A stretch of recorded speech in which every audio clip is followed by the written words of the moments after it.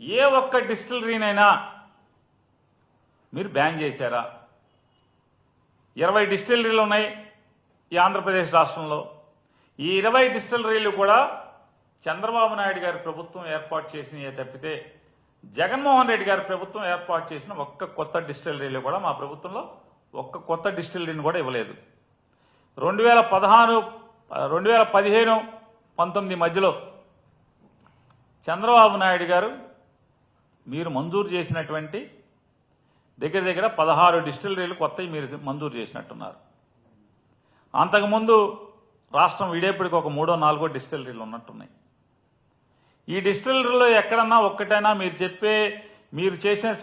చేసినటువంటి విషపు ప్రచారమే నిజమైతే ఒక్క డిస్టిలరీనన్నా మీరు బ్యాన్ చేశారా?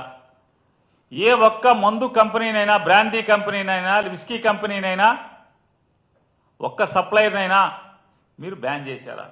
మరి ఎందుకు బ్యాన్ చేయలేదు? అదే డిస్టిలరీలు, అదే మందు మద్యం సప్లయర్లు ఎందుకు కొనసాగుతున్నారు? అంటే అందులో తప్పు లేదనేది కదా దాని అర్థం. వైఎస్ఆర్ కాంగ్రెస్ పార్టీ ప్రభుత్వం జగన్మోహన్ రెడ్డి గారి నాయకత్వంలో మద్యం అమ్మకాల్లో తప్పులు చేయలేదనే కదా.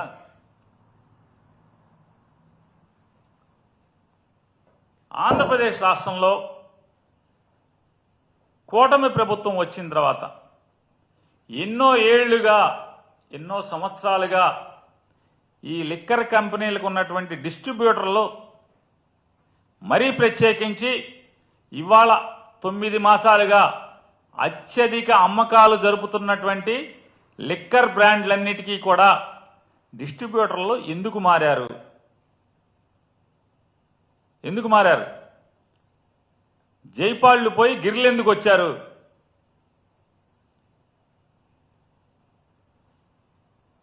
ఎలా వచ్చారు? ఎందుకు వచ్చారు? ఇక ఆ లోగుట్టు ఎర్రబుక్కు రచయితకి తెలుసన్న సామెతగా ఉంది. కేరళ మద్యం, బెంగళూరు మద్యం ఈ రెండు మాత్రమే ప్రస్తుతం ఈ ఆంధ్ర రాష్ట్రంలో అత్యధికంగా ఎందుకు అమ్ముడవుతున్నాయి?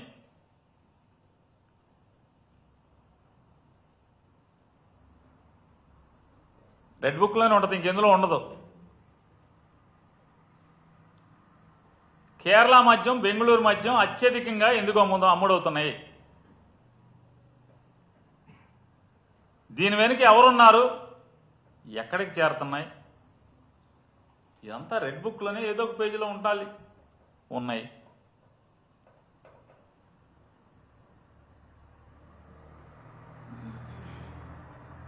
ఈ కషాయ కూటమి ప్రభుత్వం వచ్చి 10 నెలలైన ఈ స్థితిలో ఎండలు మండుతున్నాయి.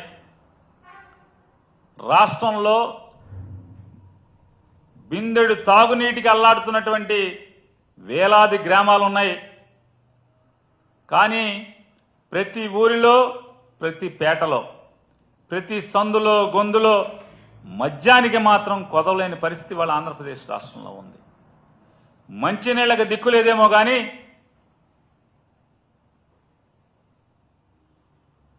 ఫోను చేస్తే చాలు మద్యం ఇంట్లో రెక్కల కట్టి వాలే పరిస్థితి ఇవాళ ఆంధ్ర రాష్ట్ర పరిస్థితిలో ఉన్నటువంటి పరిస్థితి. ఆంధ్రప్రదేశ్లోని చంద్రబాబు నాయుడు గారు, పవన్ కళ్యాణ్ గారు, పురంధేశ్వరి గారి సమిష్టి నాయకత్వంలో నడుస్తున్నటువంటి ఈ ప్రభుత్వంలో, ప్రస్తుత ప్రభుత్వంలో సూపర్ 6 పథకాలకు దిక్కులేదు కానీ క్యాష్ కొట్టు, బెల్ట్ పట్టు అనే పథకం ఫుల్లుగా నడుస్తున్న పరిస్థితి వాళ్ళు మన కళ్ళకి కనపడుతుంది. బెల్టుల ఆక్షన్, వేలంపాటలో పాట పాడుకో, ఎమ్మెల్యేకి డబ్బు కొట్టుకో, బెల్ట్ పట్టుకో. సూపర్ 6 పథకానికి మాత్రం దిక్కులేదు. మాకు ఓటు ఇవ్వండి. మొట్టమొదటిది సూపర్ 6లో మొట్టమొదటిది ప్రతి ఆడకూతురికి 18 ఏళ్లు నిండితం ఆలస్యం 59 సంవత్సరాలు వచ్చేంత వరకు, నిండేంత వరకు కూడా నెలకి 1500 ఇస్తామని చెప్పి ఆ పథకానికి దిక్కులేదు. మొదటి పథకానికి దిక్కులేదు. మొదటి సంతకానికి దిక్కులేదు.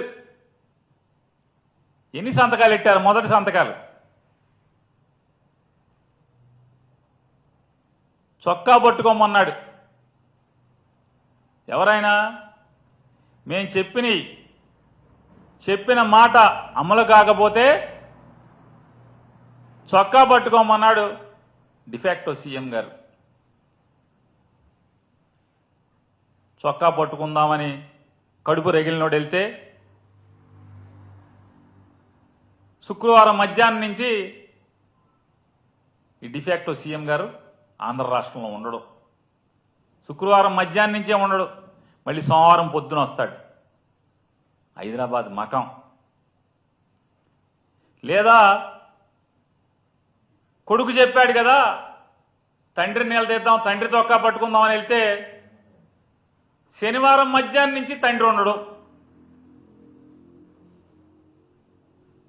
సోమవారం వస్తాడు మళ్ళీ. సరే ఇద్దరూ దొరకట్లేదు కదా, ఈ ప్రభుత్వాన్ని నడిపేది నేనే, నన్ను నమ్మండి, ఓటేయండి అని చెప్పి ఓటేయించుకుంటాకి ఒక ఆయన తిరిగాడు కదా, ఆయన కోసం కొన్ని ఆయన చొక్కా అన్న పట్టుకుందాం అని చెప్పని ప్రజలు ఈ పథకాలు అందవాళ్ళు ఎవరన్నా అంటే ఈ మాటలు ఇచ్చిన వాళ్ళు ఈ మాటలు అమలు కాలేదు కదా, మొన్న పట్టుకోమన్నారు, చొక్కా పట్టుకోమన్నారు కదా, కాలర్ పట్టుకోమన్నారు కదా అని వెళ్తామంటే ఆయనేమో ఆయనేమో కాలర్ లేని చొక్కాలతో లాల్చీలు వేసుకు తిరుగుతాడు, పసుపు రంగు లాల్చీలు, కాషాయ రంగు లాల్చీలు. ఆయన ఎక్కడ ఉంటాడే అంటే ఆయన అసలు దొరకడు, ఎక్కడ ఉంటాడో తెలియదు. ఇక ఈనాడు, జ్యోతి, టీవీ5, ఈనాడు, జ్యోతి, టీవీ5 ఈ పేపర్లు కానీ టీవీలు కానీ జగన్ బెంగళూరు వెళ్ళాడు అంటారు. కానీ మీరే అంటారు 11 సీట్లు అని. 11 సీట్లు లేవు, ప్రతిపక్ష హోదా లేదని మీరే చెప్తున్నారు, ప్రజలు ఇవ్వలేదని. ఆయన బెంగళూరు వెళ్తే మాత్రం మీకు మాత్రం పెద్ద పెద్ద తాటికాక్షంతాలతో రాస్తారు. అధికారం ఇచ్చారు ప్రజలు, 164 సీట్లు ఇచ్చారు. ఒకడు ముఖ్యమంత్రి, ఒకడు ఉప ముఖ్యమంత్రి, ఒకడేమో డిఫాక్టో సీఎం. ఈ ముగ్గురు అసలు మామూలు కనపడరు. శుక్రవారం ఒకడు వెళ్ళిపోతాడు, శనివారం ఒకడు వెళ్ళిపోతాడు. ఒక్క రోజన్నా రాశారా? రాసిన పాపాను పోయారు ఎవడన్నా ఒక్కడన్నా? చేతులు రావా?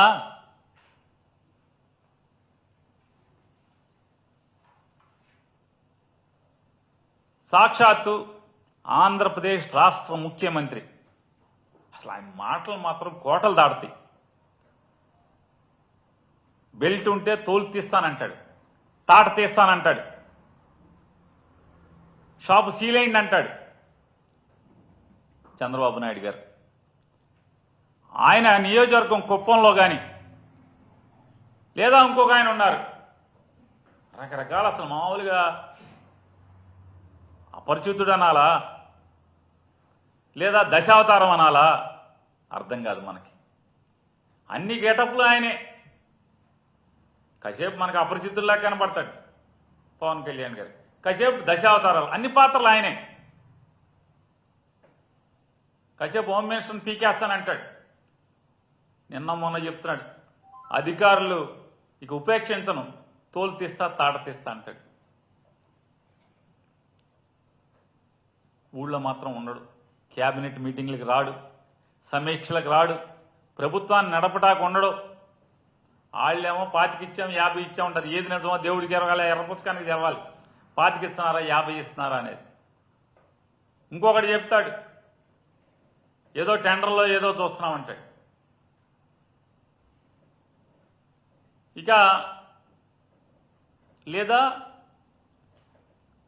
అనధికార ముఖ్యమంత్రి గారు ఒక ఆయన ఉన్నాడు, లోకేష్ నాయుడు గారు. అసలు రాష్ట్రంలో ఉన్న 164 నియోజకవర్గాలు లేదా 175 నియోజకవర్గాల సంగతి దేవుడు ఎరుగు పక్కన పెట్టండి. వీళ్ళ ముగ్గురు నియోజకవర్గాల్లో కుప్పం, పిఠాపురం, మంగళగిరి, ఈ 3 నియోజకవర్గాల్లో బెల్ట్ షాపుల్లో బ్రాందీ ఏరులై విచ్చలవిడిగా బహిరంగంగా బడ్డీ కొట్లలో ఫ్రిజుల్లో పెట్టి అమ్ముతున్న పరిస్థితి మనకు కళ్ళకు కట్టినట్టు ప్రజలకు కనపడుతుంది. కళ్ళకు కట్టినట్టు ప్రతి బడ్డీ కొట్లో ఫ్రిజ్లో బీరు, బ్రాందీ, విస్కీ. ఇవాళ ముగ్గురు నియోజకవర్గాలే ఈ రకమైన పరిస్థితులు ఉంటే ఇక మిగతా రాష్ట్రంలో ఉన్నటువంటి 172 నియోజకవర్గాల్లో ఎలా ఉంటుంది పరిస్థితి? ఆలోచించమని అడుగుతున్నాను ఒకసారి ప్రజలందరినీ కూడా. నేను మాట్లాడేది కూడా మనందరం, మీరు నేను రోజు చూస్తున్నది, మన కళ్ళతో కనులారా కంటున్నది, చెవులారా వింటున్న విషయాలే. నేనేం కొత్తగా చెప్పట్లా, వాళ్ళలాగా స్టోరీలు అల్లట్లేదు. ఇవాళ మద్యం ఏరులై పారుతుంటే వీళ్ళ ముగ్గురు ఎమ్మెల్యేలే కదా, ఏంటి వీళ్ళ బాధ్యత ఏంటి? రాష్ట్రాన్ని పొడిచేస్తామంటారు, వీళ్ళ ఊళ్ళల్లో మాత్రం మద్యం అనధికారికంగా బెల్ట్ షాపుల్లో విచ్చలవిడిగా ఏరులై పారుతుంటే అడిగేవాళ్ళు లేడు, ఆపేవాళ్ళు లేడు. ఇవాళ ఆంధ్రప్రదేశ్ రాష్ట్రంలో మద్యం పాలసీ ఏంటయ్యా అంటే, ప్రభుత్వం నిర్దేశించినటువంటి టార్గెట్ల కంటే కూడా 30-40% ఎక్కువగా మద్యం అమ్మాలి అని చెప్పని సాక్షాత్తు ఎక్సైజ్ అధికారులు బారు లైసెన్సుదారుల మీద, బ్రాందీ షాప్ లైసెన్సుదారుల మీద విపరీతమైన ఒత్తిడి చేస్తూ లిక్కర్ని డంపు చేసే పరిస్థితులు ఇవాళ టార్గెట్లు పెట్టి మరి మద్యం అమ్ముతూ ఉంటాయి. ఏం పరిస్థితి? వాళ్ళ లక్షల కోట్లు పెట్టి వ్యాపారంలోకి దిగినటువంటి ఈ మద్యం లైసెన్స్దారులు ఈ మితిమీరినటువంటి అమ్మకపు టార్గెట్ల వల్ల, సేల్స్ టార్గెట్ల వల్ల చివరికి ఏంటయ్యా పరిస్థితి అంటే, వాట్సాప్ మెసేజ్ల ద్వారా బ్రాందీ, విస్కీ, బీరుని ఇంటింటికి డోర్ డెలివరీ ద్వారా ఇవాళ రాష్ట్రం మొత్తం కూడా సులువుగా అమ్మేటువంటి పరిస్థితులకి కారణమైంది ఈ కూటమి ప్రభుత్వం. చంద్రబాబు నాయుడు గారు వాట్సాప్ గవర్నెన్స్ అంటే ప్రజలకు అర్థం కాల. ఏంటి చంద్రబాబు నాయుడు గారు ఆయన వాట్సాప్ గవర్నెన్స్ అంటాడు, వాట్సాప్ గవర్నెన్స్ అంటే వాట్సాప్లో గవర్నమెంట్ ఎట్లా దొరుకుద్ది అని చెప్పాను. కానీ ఇవాళ ఆంధ్రప్రదేశ్ రాష్ట్ర చంద్రబాబు నాయుడు గారు చెప్పినట్టుగా, ప్రగల్భాలు పలికినట్టుగా ఆంధ్రప్రదేశ్ రాష్ట్ర ప్రభుత్వ సేవలు వాట్సాప్లలో దొరకట్లేదు. కానీ బ్రాందీ, విస్కీ, బీరు మాత్రం వాట్సాప్ల్లో మాత్రం ఫుల్గా దొరుకుతుంది. ఈ విచ్చలవిడి మద్యం అమ్మకాలు, సంపద సృష్టి అంటే విచ్చలవిడిగా మద్యం అమ్మి తద్వారా సొమ్ము సృష్టించేటువంటి ఆలోచనతో వీళ్ళు హద్దులు లేనటువంటి ఈ మద్యం అమ్మకాల వల్ల ఇవాళ తాగుబోతులు పశువులుగా మారి విపరీతమైనటువంటి మద్యం అందుబాటులో ఉండటం వల్ల ఈ మద్యం అతిగా సేవించినటువంటి మృగాలు కొన్ని వయసు తారతమ్యం లేకుండా అమానవీయంగా అఘాయిత్యాలు, ఆడపిల్లల మీద అఘాయిత్యాలు, హత్యలు, నేరాలు, ఘోరాలు ఎక్కువగా జరుగుతున్నమాట వాస్తవమా కాదా? ఎందుకు పెరిగినాయి ఇప్పుడు? ఒక్కసారిగా రాష్ట్రంలో ఆడపిల్లల మీద అఘాయిత్యాలు, హత్యలు, హత్యాయత్నాలు ఎందుకు పెరిగినాయి? విపరీతమైనటువంటి మద్యం అందుబాటులో ఉండటం, విపరీతమైనటువంటి మద్యం అమ్మకాల వల్ల. అవునది ఇవాళ ప్రజలందరూ కూడా మాట్లాడుకునే పరిస్థితి కదా. ఇవాళ ఈ రాష్ట్రంలో ఆడపిల్లలకి రక్షణ కరువైనటువంటి పరిస్థితే కదా. కానీ పట్టించుకునే నాదుడు లేడు. ఈ రాష్ట్రంలో ఉన్నటువంటి ప్రజల్ని, మరీ ప్రత్యేకించి మహిళల్ని రక్షించమని చెప్పని ఒక ఆవిడికి హోంమంత్రి ఇస్తే, మహిళల్ని కాపాడుతున్న దేవుడెరుగు రోజు జగన్మోహన్ రెడ్డి గారిని తిట్టి పదవి కాపాడుకునేటువంటి దిగజారిన పరిస్థితి మనం చూస్తున్నాం. వాళ్ళ మంత్రులు ఈ రకంగా ఈ రాష్ట్రంలో ఉన్నటువంటి ప్రజల మాన ప్రాణాలను కాపాడాల్సినటువంటి, రక్షించాల్సినటువంటి వీళ్ళు ఎంతసేపు జగన్మోహన్ రెడ్డి గారిని తిట్టిపోసుకోవటం తప్పితే వెళ్ళి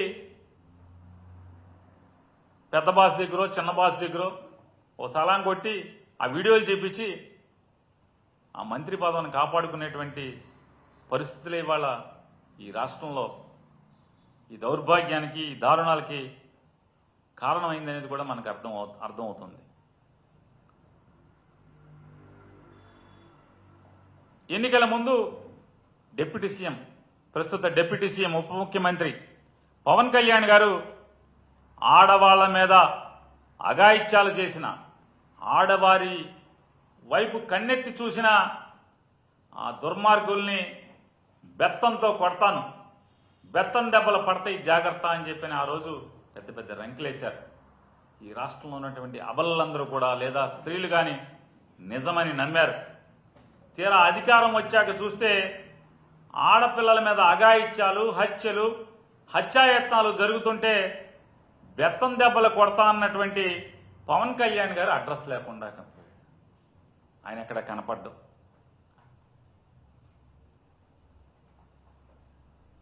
చాలామంది తెలుగుదేశం పార్టీ వారు, జనసేనలో ఉన్నటువంటి ఎమ్మెల్యేలు కానీ మాట్లాడేటువంటి మాట, అయితే మావాడు ప్రస్తుతం యాక్టింగ్లో ఉంటున్నాడు లేదా అలకపాన్పు మీద ఉంటున్నాడు, వీటిలో రెండిట్లో బిజీగా ఉంటున్నాడు అని చెప్పని వాళ్ళు మాట్లాడుతున్నారు. అయితే యాక్టింగు లేదా అలకపాన్పు. మరి ఈ మానభంగాలు, హత్యాయత్నాలు, హత్యలు చేస్తున్నటువంటి ఈ నరరూప రాక్షసులకేమో పవన్ కళ్యాణ్ గారి కొడతా అన్నటువంటి ఆ బెత్తం ఎక్కడుందో కానీ నాకు అనిపించేది, ఆ రోజు పవన్ కళ్యాణ్ గారు బెత్తం పెట్టి కొడతా అన్నది వీళ్ళకేదో ఆ సినిమాలో పాటలుగా బెత్తం దెబ్బలని అతనంటే వీళ్ళేమో ఏదో సినిమా పాటలో దెబ్బల్లాగా వీళ్ళు అనుకుంటున్నట్టున్నారు. అందుకనే రెచ్చిపోతున్నారు ఎవడికాడు. హద్దు అదుపు లేకుండా, పోలీస్ అంటే భయం లేకుండా పోలీసులను ఏం చేస్తున్నారు? కొంతమంది ఏమో ఇది చంద్రబాబు నాయుడు గారి పుస్తకం అంటున్నారు, ఇదేమో కొంతమంది ఏమో లోకేష్ గారి ఎర్ర పుస్తకం అంటున్నారు, కొంతమంది ఏమో ఇది పవన్ కళ్యాణ్ గారి పుస్తకం అంటున్నారు. వీళ్ళందరూ కూడా పుస్తకాల్లో ఉన్నటువంటి వాళ్ళందరి మీద కక్షలు తీర్చుకుంటాకి పోలీసు వ్యవస్థను పూర్తిగా దాని మీద వాడుకోవటం వల్ల వైఎస్ఆర్ కాంగ్రెస్ పార్టీ వాళ్ళు ఏం చేస్తున్నారు? వాళ్ళ ఫోన్లన్నీ రికార్డ్ చేసుకుని వినాలి. దానికి రమేష్ హాస్పిటల్ దగ్గర ఒక ఆఫీస్ పెడతారు.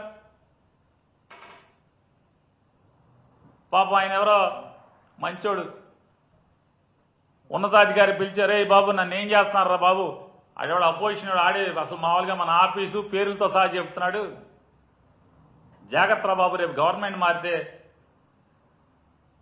ఇంతకన్నా దారుణంగా ఉండే పరిస్థితులు ఉంటాయి, తప్పులు చేసిన వాళ్ళందరినీ ఇట్లాంటి తప్పులు రికార్డింగ్ చేయబాకండి బాబు అని చెప్పి అతను లబోదీపం అంటున్నాడు.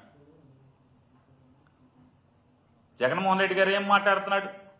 మాజీ మంత్రులు ఏం మాట్లాడుకుంటున్నారు? మాజీ ఎమ్మెల్యేలు ఏం మాట్లాడుతున్నారు? వాళ్ళ ఇంట్లో ఆడవాళ్ళ ఫోన్లు ఏంటి? ఈ రికార్డింగ్లు పోలీసు అంతా కూడా దాని మీదే. లేదా కక్ష సాధింపు, ఆయన లోపలే ఈయన లోపలే తప్పుడు కేసులు కట్టు, ఒకడి మీదే ఒక సోషల్ మీడియాలో ఒక పోస్టు పెట్టినందుకు 18 కేసులు, 19 కేసులు, 20 కేసులు ఒక పోస్ట్కి. మా ఊళ్ళో అయితే మరీ అన్యాయం. ఒక దళిత యువకుడు